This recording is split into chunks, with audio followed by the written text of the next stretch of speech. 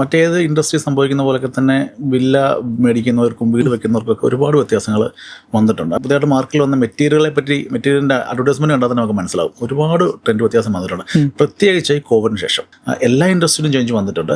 പക്ഷേ വില്ല മേടിക്കുന്നവർക്ക് ഭയങ്കര വ്യത്യാസം എനിക്കിതിന് മനസ്സിലാക്കാൻ പറ്റിയിട്ടുണ്ട്. ഇപ്പം ഹോം ജിമ്മ്, ഹോം തിയേറ്ററുകൾ, ബാർ കൗണ്ടറുകൾ, ഇതൊക്കെ വളരെ റെയറായിട്ടൊക്കെയുള്ള വീടുകളിൽ ചെയ്യാറുള്ളൂ. അതെ, 10% ആൾക്കാരൊക്കെ അങ്ങനെ ഡിമാൻഡ് വരാറുള്ളൂ. ഇപ്പം എനിക്ക് തോന്നുന്നു 50% മുകളിൽ ആൾക്കാർ ഇങ്ങനെ ചോദിക്കാറുണ്ട്. പണ്ട് വീടുകളിൽ ഓഫീസ് എന്നൊരു ട്രെൻഡ് ഇല്ല. ഇപ്പം ഈ വർക്ക് ഫ്രം ഹോം എന്നുള്ള കൺസെപ്റ്റ് വന്നപ്പം വീടിനൊരു ഓഫീസ് എന്നുള്ളത് അതൊക്കെ നമ്മൾ ഈ പ്ലാൻ ചെയ്യുന്ന സമയത്തിന് ആൾക്കാർ പ്ലാൻ ചെയ്ത് ചോദിക്കുന്നുണ്ട്.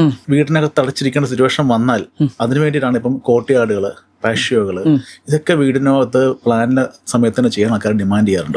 അപ്പൊ ഇതെനിക്ക് തോന്നുന്നത് കോവിഡിന് ശേഷമാണ്. ഇത് നമുക്ക് പ്രാക്ടിക്കലി ചെയ്യാൻ പറ്റുന്ന കാര്യമാണ്. ഇപ്പൊ ഇതിനകത്ത് വലിയ സ്ക്വയർ ഫീറ്റിനൊന്നും ആവശ്യമില്ല. ഇങ്ങനെയുള്ള കാര്യങ്ങൾ നമ്മൾ മിക്ക വീടുകളിലൊക്കെ ഇപ്പോൾ ഉൾക്കൊള്ളിച്ച് പോകാറുണ്ട്. അതിനകത്ത് ആൾക്കാർ വളരെ ഹാപ്പിയുമാണ്. ശരിക്കും പറഞ്ഞപ്പോ നമുക്ക് ഇപ്പൊ ഈ പറഞ്ഞ കാര്യങ്ങളൊക്കെ ഉൾപ്പെടുത്തണമെങ്കിൽ എത്ര ഒരു സ്ക്വയർ ഫീറ്റ് തൊട്ടുള്ള വീട്ടിലൊക്കെ നമുക്ക് ഇത് ചെയ്യാൻ പറ്റും? ശരിക്കും ഒരു 2000 സ്ക്വയർ ഫീറ്റിലൊക്കെ ഇതൊക്കെ പ്രാക്ടിക്കലാണ്. ഈ ഹോം ജിമ്മും ഹോം തിയേറ്ററൊക്കെ ചിലപ്പോൾ സ്ക്വയർ ഫീറ്റിനകത്ത് തന്നെ ഉൾപ്പെടുത്തണം നിർബന്ധമില്ല. അതൊക്കെ നമുക്ക് ചെയ്യാവുന്ന കാര്യങ്ങൾ. അപ്പോൾ അത് നമ്മൾ ബിൽഡറുമായിട്ട് കമ്മിറ്റ് ചെയ്ത സ്ക്വയർ ഫീറ്റ് തന്നെ ഇത് വരണമെന്ന് നമ്മളൊന്നും അങ്ങനെ വാശി പിടിക്കാറില്ല. ആൾക്കാർക്ക് ചെയ്യണമെങ്കിൽ അത് ചെയ്യാം. നമ്മളൊരു ഇൻട്രസ്റ്റോടെ അതിനൊക്കെ കൺസിഡർ ചെയ്യാറുണ്ട്.